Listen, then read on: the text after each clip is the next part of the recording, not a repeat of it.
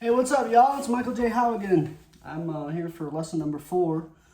And just so you guys know, I'm kind of taking this just one day at a time. And I'm just kind of throwing out the ideas as they come to me. There's no real serious plan here.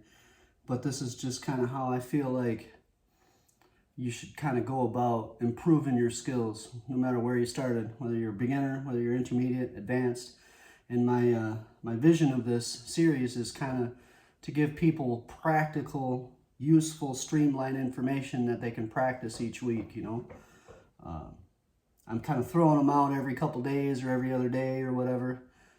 But the idea is to spend a little bit of time with each of these things, even if it seems terribly simple and kind of silly, you know. Because it's going to develop the fundamental mechanics and skills that you need to be able to play more advanced things later on when we get there. But I'm actually going to... This video isn't going to be about connecting the octaves just necessarily.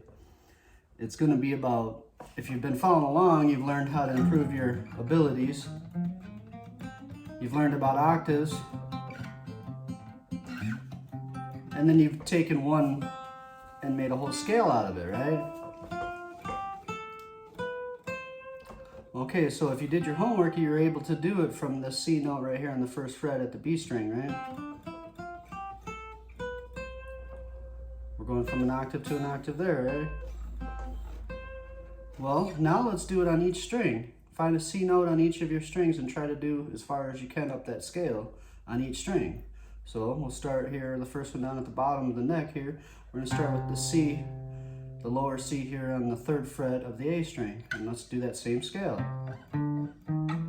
Oh, mistake. What do? We go back, try again.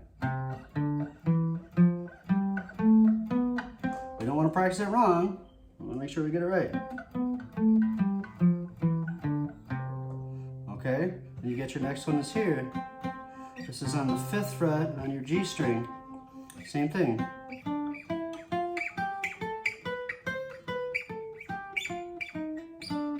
I messed up. Let's start over. See, the idea of going through this stuff, no matter how experienced you are, is you're going to find holes in your own playing. If you've already got all this stuff in your hands and in your muscle memory, well then just click on a different video. This one ain't for you, you know? I mean, I've played all over the world now, and I still have things that I'm learning. You know, and that's what the series is about. It's about improving our skills together. We're kind of growing together on this. Now our next one, we're going to get it here on the E string. So we've covered our A string, our B string, we've covered our G string, now we're on our E string. And this one here is at our 8th fret, same thing. And depending on your guitar, if you're playing acoustic, electric, you'll have more or less frets, 22, 24, whatever. It doesn't really matter, just go as far as you can. Turn around and go back. Yeah.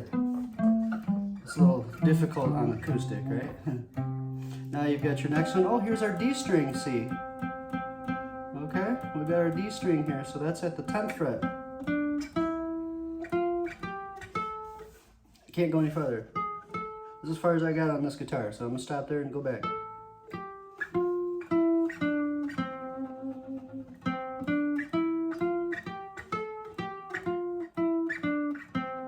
Okay, that brings us to our B, and then finally the high E string. Now we've covered all 6 strings, right? We've got a C scale on one string of all 6 strings, starting at that C note. Now, we'll do this one first before I move on.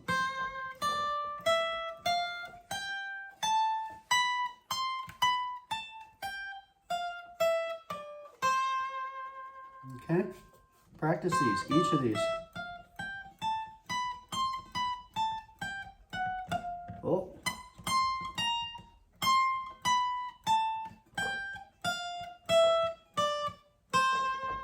Okay, I'm doing that stuff on purpose just to demonstrate the idea that you do want to work this thing out right. You don't want to make bad habits along the way.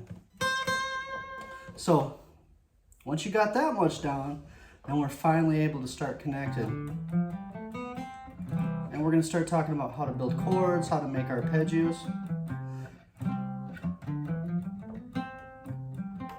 Right? all of these things are in here. All these chords, you gotta know them all, you know?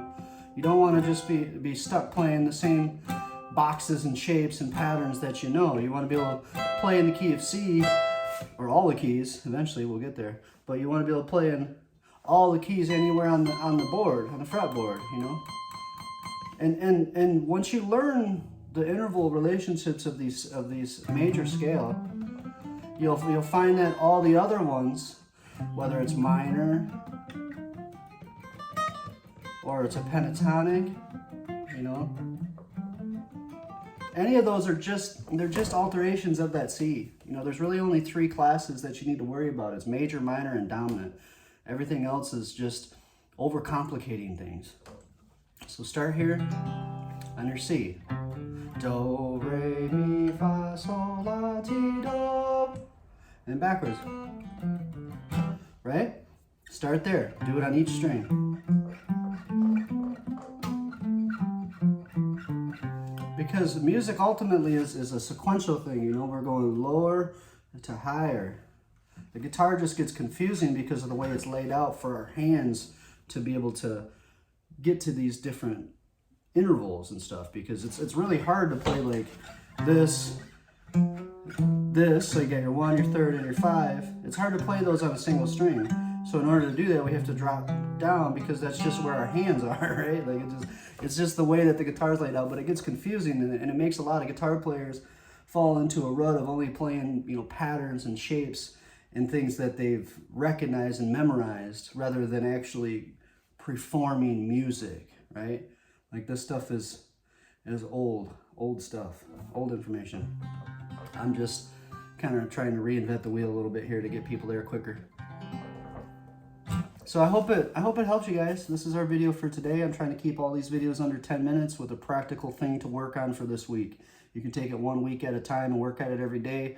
And I think in a matter of a few weeks, couple months, you know, half a year, you'd be blown away by how much your playing would be improved if you just put the work in. But all I can do is provide the information for you. You have to put the work in. So this is Magic Mike out. They used to call me that. You know, I was once called a ginger guitar wizard when I was on the road, so I'm kind of running with that a little bit. It's not the Chip and Dale version. The Dungeons and Dragons nerd. That's me. All right, I'll see you guys later.